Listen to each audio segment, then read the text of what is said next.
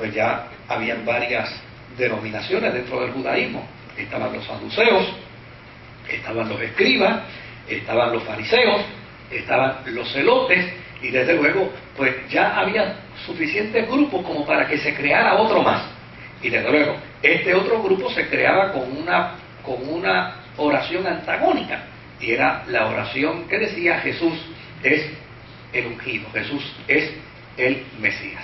Ahora, para trabajar con la historia del cristianismo necesitamos conocer qué pasó con esos cristianos de esa primera generación. ¿Qué sucedió con ellos? Y desde luego, para hablar de qué sucedió con estos cristianos de la primera generación, aunque usted no lo crea, tenemos que remontarnos 300 años antes de Cristo. Porque hay todo un elemento histórico que presenta la función social, la función económica, la función política del pueblo de Israel, que hace que estos primeros cristianos desaparezcan del escenario del cristianismo, para que las filas de la fe cristiana se nutra entonces de la gentilidad, y a la larga sean los gentiles los representantes auténticos de la fe cristiana, aquella que se dio en la historia de la Palestina y que se dio con judíos exclusivamente. ¿Qué hay que ver 300 años antes del cristianismo? Pues 300 años antes del cristianismo tenemos que mirar a un macedonio llamado Alejandro Magno, ¿verdad? Ese macedonio tenía el propósito de conquistar bajo una misma civilización griega a todo el mundo. Esa era su intención, ese era su lema, ese era su objetivo. Para los judíos, el helenismo era una maldición, porque como ustedes bien saben, los judíos se levantaban todas las mañanas para darle gracias a Dios, los judíos machos, ¿saben? Se levantaban todas las mañanas para darle gracias a Dios, diciéndole: gracias te doy, Dios, porque no me hiciste mujer, ni tampoco me hiciste gentil. Por eso era macho y no hombre. Por eso es macho. Era macho y no hombre. Y decían también: gracias te doy, Dios, porque toda la gentilidad es el combustible que tú tienes predeterminado para encender la hoguera del infierno. Es decir, así era como ellos concebían, ¿no? Entonces, desde luego, cuando Alejandro Magno entra en su periodo de conquista e invade la Palestina, desde luego a los judíos no les fue nada gracioso, pero absolutamente nada gracioso, que se quisiera establecer un nuevo orden mundial, y que como resultado de ese nuevo orden mundial, el sincretismo pagano viniera a participar dentro de las tierras de la Palestina. Claro, hubo con anterioridad otras invasiones a Israel, pero esta invasión es la que explica las raíces del cristianismo, puesto que desde la conquista de Alejandro hasta la destrucción de Jerusalén en el año 70 es que puede verse el contexto histórico del inicio del cristianismo y del fin de los primeros cristianos judíos, donde sin lugar a dudas, fíjense qué interesante que el cristianismo y el judaísmo comparten la misma cuna de su fundación.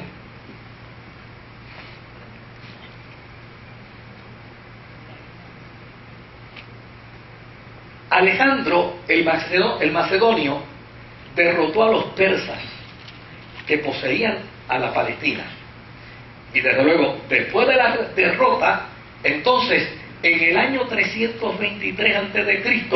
Alejandro muere, y con su muerte se desestabilizó toda su política. Surgieron dentro del imperio macedónico de Alejandro, surgieron dos fenómenos políticos. Por un lado, los Ptolomeos y por el otro lado, los Seleucos. Ambos grupos eran de la dinastía y eran del movimiento de Alejandro. Lo único es que la dinastía de los Ptolomeos, apunte ese nombre por ahí, que cuando le nazca un nieto o un hijo, en honor a la historia se le puede poner ese nombre, ¿no? Pues la dinastía de los Ptolomeos, ¿verdad?, fundada por uno de sus generales, de los generales de Alejandro, se fue y poseyó a Egipto, ¿verdad? Exactamente. Y la de los Seleucos vino y poseyó el territorio de Siria. Pero desde luego, la Palestina vino a ser la manzana de la discordia. ¿Sabe por qué? Porque la Palestina era territorio para transitar por él obligatoriamente. El imperio sirio sabía que para llegar al otro extremo de Egipto tenía que pasar por Palestina. Entonces la Palestina se convertía en el lugar de reabastecimiento, en el lugar de descanso, en el lugar de confort, para continuar hacia cualquier tipo de gesta de conquista. Lo mismo sucedía de Egipto hacia Siria. Por lo tanto, tanto los Ptolomeos como los Seleucos vieron en la Palestina la manzana de la discordia. Y cada uno de ellos, hay historias preciosísimas de cada uno de ellos, cómo pretendían adueñarse de esa franja. Claro, hubo en Israel un judío sacerdote que se llamó Matatías. Este judío tenía 3 hijos. Uno se llamaba Jonatán, el otro se llamaba Judas y el otro se llamaba Simeón. Estos son los famosos macabeos. ¿Qué pasa con ustedes? Ustedes no pueden guardar seriedad. Oye, ya le consiguieron consanguinidad a Ptolomeo y a Simeón. Al mayor le pone Ptolomeo. Y con eso cuadra bien el árbol genealógico histórico. Bueno, entonces, mire lo interesante. Este sacerdote Matatías, que es un judío ortodoxo, no tolera el atropello al que se ve expuesto la Palestina como consecuencia de un imperio y del otro. Y mucho menos cuando se entera que ambos gobiernos lo que quieren es imponer un sistema sincrético, donde inclusive dentro de Israel haya templos paganos.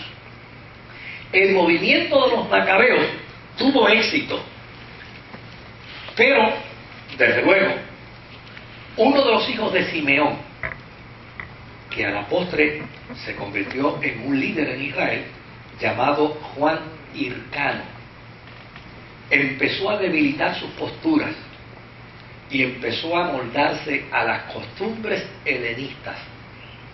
Cuando los judíos más estrictos se opusieron, desde luego la teoría de divide y vencerá fue aplicada. Ya había un grupo de Israel debilitado, había un grupo reaccionando al debilitamiento de Juan Hircano, y esto trajo como consecuencia la persecución. Y en el año 63 antes de Cristo, el romano Pompeyo conquistó el país y depuso al último de los macabeos, que se llamaba Aristúbulo. Aristúbulo. Sí. Ese era un nombre muy común, ¿verdad?